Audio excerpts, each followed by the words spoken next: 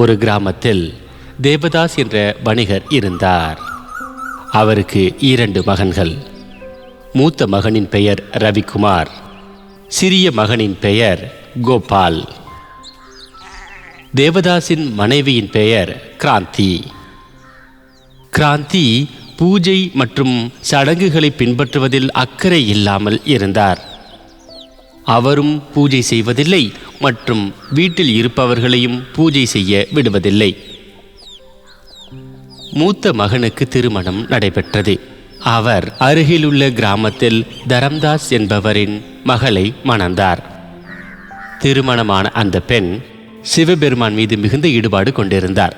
திருமணம் ஆன பின்பு கிராந்தி மருமகளை தனக்கு ஏற்றவாறு நடந்து கொள்ள வற்புறுத்தினார். மருமகளின் பெயர் சத்யாதேவி. சத்யாதேவியினுடைய பழக்கம் என்னவென்றால், அதிகாலையிலேயே எழுந்து சிவபெருமானுக்கு பூஜை செய்துவிட்டு தான் பிற வேலைகளில் ஈடுபடுவார்.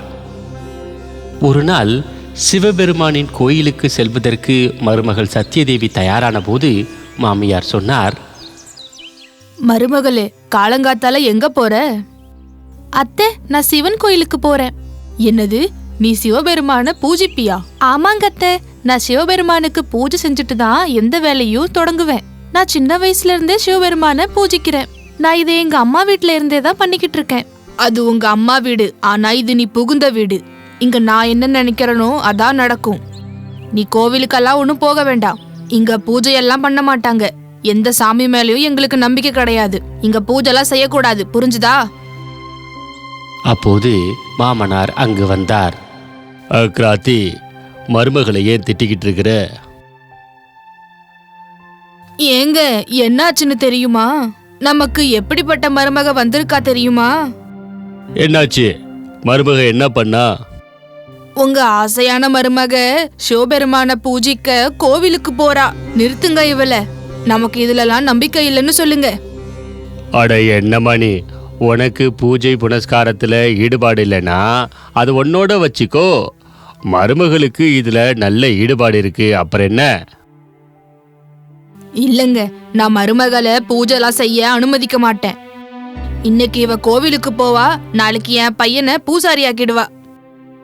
நீ யோசிக்கிறத மற்றவங்க மேல ஏன் நீ திணிக்கிற? போமா போ, நீ சிவபெருமான் கோவிலுக்கு போயிட்டு வா. மாமனார் சொன்னதற்கு பிறகு மருமகள் சிவபெருமான் கோயிலை சென்றடைந்தார். சிவபெருமானின் கோயிலில் மலர் மாலைகளை வைத்து 2 கைகளையும் கூப்பி வழிபட்டார். சிவபெருமான் கடவுளே, என் அத்தைக்கு நல்ல அறிவை கொடுங்க. அவங்க உங்களுக்கு பூஜை செய்யறத தடுக்கிறாங்க. உங்களுக்கு நல்லா தெரியும் இல்லையா, நான் உங்களுக்கு பூஜை செய்யாம எந்த வேலையும் செய்ய மாட்டேன்னு. சிவபெருமானே, எனக்கு ஒரு நல்ல வழி சொல்லுங்க. சிவசிவா சிவசிவா. அனைவரையும் காத்தருளும் சிவபெருமானே வாழ்க. கோயிலில் இருந்து மருமகள் திரும்பி வந்தபோது அவருடைய மாமியார் வாயிலும் கையிலும் அடித்து கொண்டு அழுது கொண்டிருந்தார். ஐயோ ஐயோ, இந்த மருமக என் வீட்டையே வீணாகிட்டாளே. என் பையன் கூட என் பேச்ச கேக்குறது இல்லையே. அவ இவ பேச்ச தானே கேக்குறான். ஐயோ, நான் என்ன செய்வேன்? நான் என்ன பண்றது? அத்தை, நான் சிவபெருமானுக்கு பூஜை தானே செய்யறேன். இதுல என்ன தப்பு இருக்கு? சிவபெருமான் எப்படிப்பட்ட கடவுள்னா, அவருக்கு ரொம்ப பெரிய மனசு இருக்கு. அவரோட பக்தர்களுக்கு எந்த குறையும் வைக்க மாட்டாரு. ஏ, வாய மூடு. எனக்கெல்லாம் அறிவுரை சொல்லாத. அந்த சிவபெருமான் நமக்கு என்ன நல்லது செய்ய போறாரு? அவரே விபூதி பூசிக்கிட்டு சுடுகாட்டுல திரிஞ்சுக்கிட்டு இருக்காரு. அத்தை, நீங்க சிவபெருமான வழிபட விரும்பலன்னா வழிபடாதீங்க. ஆனா இந்த மாதிரி அவரை அவமானப்படுத்தாதீங்க. அவரை இப்படி அவமானப்படுத்தாதீங்க அத்தை. அட, நாடகம் போடாத. இந்த மாதிரி எல்லாம் நாடகம் போட்டு காட்டிக்கிட்டு இருக்காத. என் பேச்ச நீ கேட்கலனா உன்னை உன் வீட்டுக்கே அனுப்பிடுவேன். அடுத்த நாள் காலையில் மருமகள் சத்யாதேவி காலையில் எழுந்து குளித்து முடித்துவிட்டு சிவபெருமான் கோயிலுக்கு செல்ல தயாரானார். அப்போது மாமியார் திட்டத் தொடங்கினார். மருமகளே, எங்க கிளம்பிட்ட? இன்னைக்கு நீ கோயிலுக்கெல்லாம் போக கூடாது. முதல்ல சாப்பாடு செய்யு. என் பையன் பசியோடையா வேலைக்கு போவான்? அத்தை, இப்படி எல்லாம் செய்யாதீங்க. என்ன கோவிலுக்கு போக விடுங்க. என்னோட சிவபெருமான் எனக்காக காத்துக்கிட்டு இருப்பாரு. அப்படியா? உன்னோட சிவபெருமான் உனக்காக காத்துக்கிட்டு இருக்காரா? ஆனா உன்னோட கணவர் பசியோட வேலைக்கு போகணுமா? அட என்னம்மா, நான் எத்தனை முறை உனக்கு சொல்லியிருக்கிறேன், மருமகளை பூஜை செய்யறதிலிருந்து தடுக்காத, அவளை போக விடு. போ மருமகளே, நீ போய் பூஜை பண்ணு. மருமகள் கோயிலுக்கு செல்லத் தொடங்கினார். மாமியார் தன்னுடைய மகன்களிடம் சொன்னார், கேளுப்பா, உன்னோட மனைவி இப்படியெல்லாம் நம்ம பேச்ச கேட்க மாட்டா. இவ வீட்டுக்கு அனுப்பிடு. அம்மா இங்க பாருங்க, நீங்க சொல்றது சரிதான். உங்க பேச்ச அவ கேட்கல அப்படின்னா நீங்க என்ன சொல்றீங்களோ அதை நான் அப்படியே செய்யறேன். கோயிலில் இருந்து வந்த மருமகள் வீட்டு வேலைகளை செய்யத் தொடங்கினார். அப்போது அவர் யோசித்தார், நாளைக்கு சிவராத்திரி, அதுக்காக நான் விரதம் இருக்கணும். சிவபெருமானே, எனக்கு சக்தி கொடுங்க. நான் எப்பவும் போல சிவராத்திரி விரதத்தை நல்லபடியா முடிக்கணும்னு. அடுத்த நாள் காலையில் மருமகள் சத்யாதேவி பூஜை செய்வதற்கான தட்டில் பூ, பழங்கள் மற்றும் பூஜைக்கு தேவையான பொருட்களை எடுத்துக்கொண்டு அவர் எப்போதும் போல சிவபெருமானின் கோயிலுக்கு செல்ல தயாரானார். அப்போது மாமியார் அவரிடம் சொன்னார், இதை எடுத்துக்கிட்டு எங்க போற? அத்தை, இன்னைக்கு மகா சிவராத்திரி. நான் சிவபெருமானுக்காக இதையெல்லாம் எடுத்துக்கிட்டு கோவிலுக்கு போய்கிட்டு இருக்கேன். மாமியார் கோபத்துடன் சொன்னார், ஜாக்கிரதையா இரு. இனிமே அந்த சிவபெருமானுக்கு எல்லாம் பூஜை செய்யக்கூடாது. இந்த வீட்ல நீ இருக்கணும், இல்லனா நான் இருக்கணும். போ, அந்த தட்டை உள்ள வச்சுட்டு வா.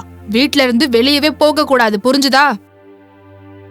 அத்தை, இன்னைக்கு சிவராத்திரி நல்ல நாள். அதுமா இன்னைக்கு சிவபெருமான் பக்தர்களோட ஆசைகளை நிறைவேற்றுவாரு. நானும் சிவபெருமான் கிட்ட என் கணவருக்காக வேலையும் குழந்தைகளையும் வேண்டலாம்னு இருக்கேன். சிவபெருமான் இன்னைக்கு என்ன வேண்டுனாலும் அதை நிறைவேற்றுவாரு. இன்னைக்கு நான் கோவிலுக்கு போறதை தடுக்காதீங்க அத்தை. நான் சிவபெருமானுக்காக விரதம் வச்சிருக்கேன். நான் இன்னைக்கு சிவபெருமானுக்கு பூஜை செய்யலனா என்னால என்னை எப்போதும் மன்னிக்கவே முடியாது. அத்தை, நான் உங்ககிட்ட கெஞ்சி கேக்குறேன், என்ன போக விடுங்க. மருமகள் சொன்னதை மாமியார் கொஞ்சம் கூட கேட்கவே இல்லை. அவர் எப்போதும் போல பிடிவாதமாக இருந்தார். நீ சிவன் கோயிலுக்கு போக கூடாது, இது என்னோட கட்டளை. போ, உள்ள போ. நான் சொல்லிட்டல்ல, நீ போக கூடாதுன்னா போக கூடாது. வா வா, உள்ள வா. வெளிய போறதுக்கு உனக்கு எப்படி தைரியம் வந்துச்சு? இன்னைக்கு நீ போக கூடாது. வா, இங்கே இரு. அத்தை, அத்தை, என்ன போக விடுங்க அத்தை. அத்தை, இப்படி பண்ணாதீங்க அத்தை. அத்தை, என்னை இன்னைக்கு மட்டும் போக விடுங்க அத்தை. என்ன போக விடுங்க அத்தை. மருமகள் சொல்லிக்கொண்டே இருக்கும்போது மாமியார் அவளை எட்டி தள்ளி கதவுக்கு உள்ளே வைத்து பூட்டிவிட்டார். கோபத்துடன் மாமியார் செல்லத் தொடங்கினார். அப்போது அங்கே தண்ணீர் இருந்தது. அப்போது அவர் கால் தண்ணீரில் பட்டு வழுக்கி தொப்பென்று விழுந்தார். கூச்சலிட்டவாறு அவர் வலியால் துடித்தார். வீட்டில் உள்ள அனைவரும் ஓடி வந்து விட்டார்கள். அனைவரும் அழ ஆரம்பித்தனர். அப்போது மகன் ரவி வந்தார். நேரம் பார்த்து தனது மனைவியை அவர் திட்டத் தொடங்கினார். அம்மா, அம்மா, பாரு, இங்க பாரு, அம்மா இறந்து போயிட்டாங்க. இதெல்லாம் நீதான் பண்ண, உன்னாலதான் நடந்தது. சொல்லு, உன்னுடைய கடவுள்கிட்ட சொல்லு. அவர் உண்மையா இருந்தா எங்க அம்மாவை உயிரோடு கொண்டு வரணும். அம்மா, என்ன ஆச்சுப்பா?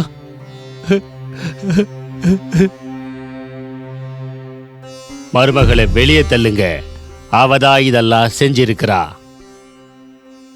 மருமகள் வெளியே வந்ததும் மாமியாரை பார்த்தவுடன் பரபரப்படைந்து போனார். அவர் வேகமாக ஓடினார். சிவபெருமானின் கோயிலை அடைந்து பிரார்த்திக்கத் தொடங்கினார். உலகத்தின் அதிபதியான சிவபெருமானி, நீங்க என்ன பண்ணிட்டீங்க? இன்னைக்கு நீங்க எல்லாரையும் சந்தோஷமா தானே வச்சிருப்பீங்க. நான் உங்களுக்கு இவ்வளவு நாள் பூஜை செஞ்சதுக்கு நீங்க கொடுத்த பலன் இதுதானா? சிவபெருமானே, காலத்தை தன் கட்டுக்குள் வைத்திருப்பவரே, என்னோட இந்த தோஷத்தை நீக்கிடுங்க. என்னோட அத்தைய உயிர்ப்பிக்க செய்யுங்க. இல்லனா உங்க மேல இருக்க நம்பிக்கை எல்லாருக்கும் போயிடும். தேவருக்கெல்லாம் தேவனான சிவபெருமானே, என்னோட கோரிக்கையை ஏத்துக்குங்க.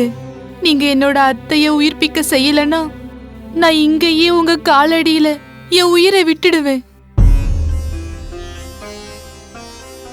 மருமகள் சிவபெருமானின் காலடியில் தனது தலையால் முட்டத் தொடங்கினார். அப்போது சிவபெருமான் தனது ஒளியால் அற்புதங்களை நிகழ்த்தி காட்டினார். அங்கிருந்த அனைத்து மக்களும் அதிர்ச்சி அடைந்தனர். மாமியார் கண்களை திறந்து பார்த்தார். அப்போது அனைவரும் அங்கு நின்று கொண்டிருந்தனர். மாமியார் கேட்டார்,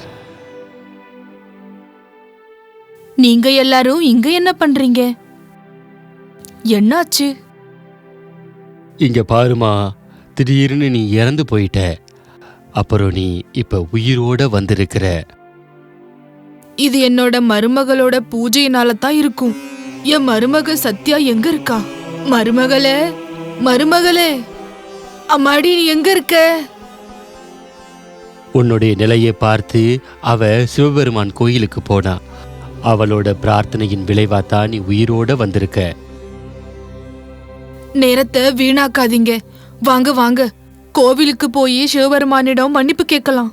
வாங்க வாங்க. அனைவரும் சிவன் கோயிலுக்கு சென்றார்கள். சிவலிங்கத்தின் காலடியில் மயக்கமடைந்து மருமகள் இருப்பதை பார்த்து மாமியார் தன் மடியில் வைத்துக் கொண்டார்.